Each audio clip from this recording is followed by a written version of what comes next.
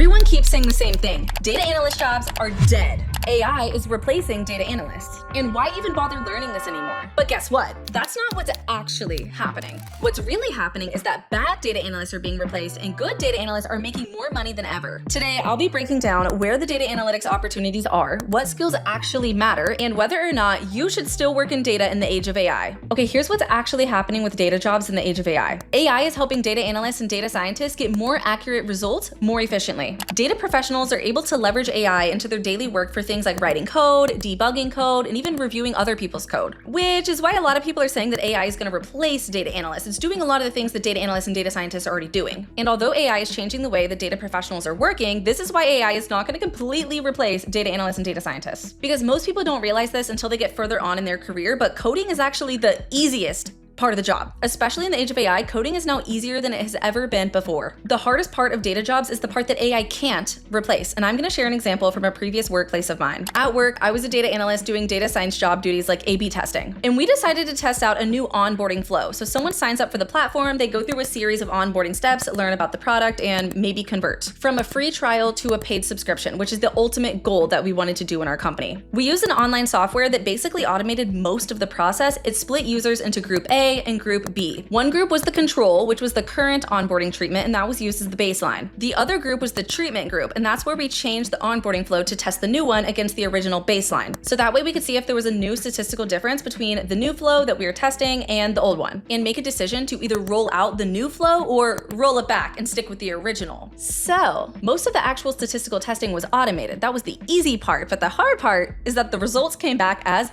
inconclusive. So it basically means that there wasn't a detectable difference between the new flow and the old one, and we had to basically make a decision. And of course it was a big costly decision because it affects all trials, which will affect conversion to paid subscriptions, which affects revenue. So we had to have a big meeting with leadership and a bunch of different stakeholders to come up with the best decision. Even though the A/B test came back as inconclusive, we had qualitative data that supported the fact that the new onboarding flow was just visually more appealing and better and easier for users to use. So we rolled it out. And this story right here, these are the things that AI cannot replace, or at least shouldn't replace. It involved considering a bunch of different trade-offs, weighing the pros and cons, and getting input from multiple business stakeholders and leadership, all to guide a very big and costly decision that would affect hundreds of thousands of people. So if you're worried that AI is going to replace you, have no fear. It's going to replace the entry-level skills, the easier parts of the job, but the harder parts of the job are still going to need you, which means job security. I have 650,000 followers on social media in the world of data and AI. And I think half of the reason I'm so successful is because I'm so real and authentic. I literally just be myself online, but the other half of the reason I'm so successful is because of my strategy as a data analyst. I definitely have a leg up here because I know how to analyze data and make decisions that'll actually move the needle in my content. But truth be told, I don't have a lot of time to spend analyzing data because I need to be spending my time on other things like filming content. So I connected my YouTube account to Claude using Zapier's MCP server. And I know what you're thinking. You can't connect YouTube to Claude because there's no direct native connection, but Zapier can connect them. I don't even have to write any code or do any complicated kind of setup. I can just go straight into Claude and ask questions like, what were my top 5 videos on YouTube for last month? And what do they all have in common? And it pulls all the data straight from my YouTube channel and then analyzes it right there in Claude. I can even ask it to make an analysis and export all the information into Notion. So now I have all the details of my strategy and can access it anywhere. And that's what Zapier MCP does. It's a bridge between your AI platform and the 9,000 plus apps that you can't connect to on your own, with real authentication permissions and an audit trail behind every single action. Link in the description below.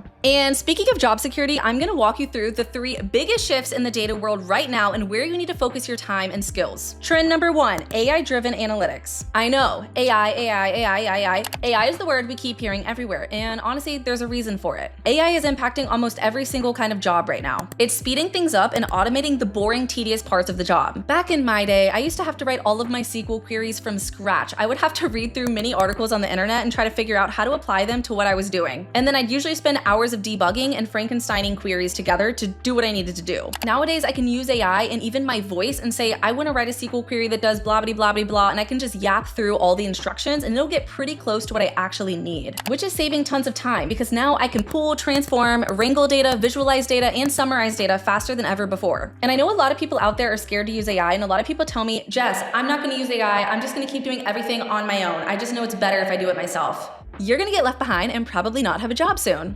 Why? Because data analysts who are leveraging AI and getting faster and more accurate results are going to be ahead of you. Because of this trend of AI-driven analytics, now we have AI integrated into all the different tools we're using. And if you're lucky enough to be able to use Claude Code or Codex at work, those are great, but it even goes deeper than that because a lot of the data tools that we're using every day, like data warehouses and data visualization tools, they're actually launching their own proprietary AI tools in their own platforms. And a big reason for having it built in is because of security and compliance and governance, all the boring words that no one really wants to talk about. I'll save that for another video. So if you're not leveraging AI, you're never going to reach your full potential. And if you want to become a data analyst, but you're not sure where to start and you want to start learning the #1 technical skill today and learn how to actually build your portfolio, check out my free 5-day data career Kickstart course in the comments below. It's completely free and you'll write your first few lines of SQL code even if you've never coded before. I'll also teach you about all the different data roles so you feel confident in which one's best for you. And I'll teach you all my juicy secrets on building a portfolio that'll actually get you hired for 6-figure roles. Link below, don't miss it. Trend number 2, analytics engineering. If you remember a few years ago, data engineering was the hot job and everybody wanted to be a data engineer, but most companies don't have the resources to support data engineers. Well, now analytics engineering is the hot new job that companies are hiring for because analytics engineers sit directly between data engineers and data analysts. They take the data from the data engineers and reshape it, transform it, develop business metrics and insights, and prepare the data so data analysts downstream can perform further analysis. And guess what, everybody? The dashboard data analyst is dead. It's no longer enough to just drag and drop a few basic Tableau dashboards or even to just use AI in your workflows because AI is really good at all of that. Companies want to hire full stack data analysts who can manage the entire data lifecycle from beginning to end. That means raw, messy data, transforming it, reshaping it, preparing it for analysis, cleaning it, and then developing further insights and metrics and visualizing it and storytelling. And that's why analytics engineering is so hot right now because companies don't just want people who can build basic dashboards. They want people who can build pipelines, business logic, and metrics to support all the dashboards and visualizations downstream, which requires a deeper level of technical skills, ETL, and data modeling. So go work on those. And the third big trend is the newest, and that is Agentic AI. I know everything has an AI agent nowadays. Agentic AI is going to create a lot of new roles for data professionals because who's going to plan and monitor and manage all of these agents? And believe me, it can get really messy when it comes to security and governing all these agents. An AI agent is an autonomous system that can interact with data, make decisions, and take action completely on their own. So instead of going into an AI chatbot and being like, tell me about blah, blah, blah, an AI agent can actually go learn about it, figure it out, and take action and do something about it. It's like having an additional coworker that never sleeps. And you know the old saying, garbage in, garbage out? Well, it's even more true when it comes to AI agents. Because imagine your AI agent goes to get information and it's stale data that hasn't been updated in a month.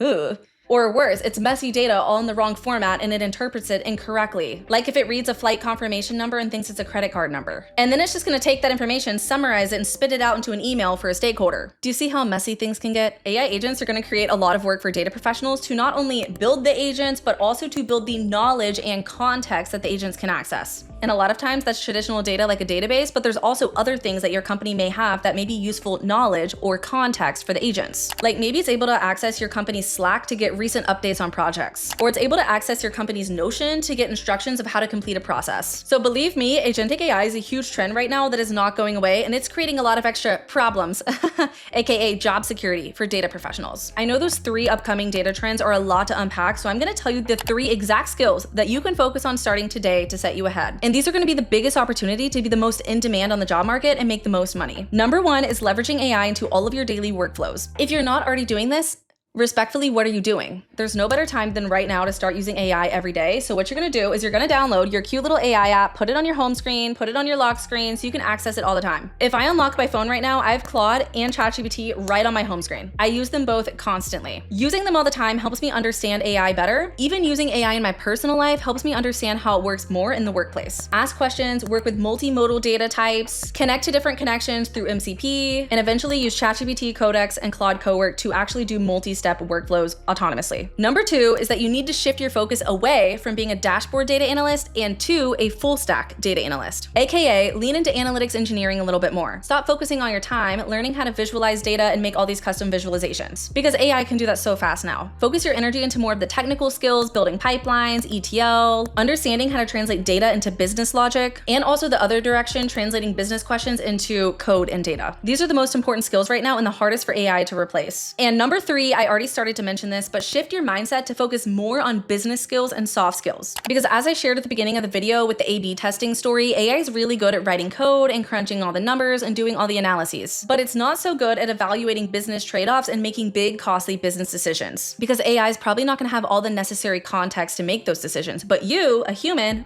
probably will, or at least more than AI. So get really good at understanding the business impact, communicating cross-functionally with stakeholders, and storytelling the results of your data to drive decisions. Because those are the things that are actually going to move the needle in business, and they're the hardest for AI to replace. In 2026, if you combine technical skills with business skills, you are golden. Don't forget to check out my free 5-day data career Kickstart course below. And of course, subscribe and tell me in the comments what you think about this video. Sending you lots of big data energy. Bye.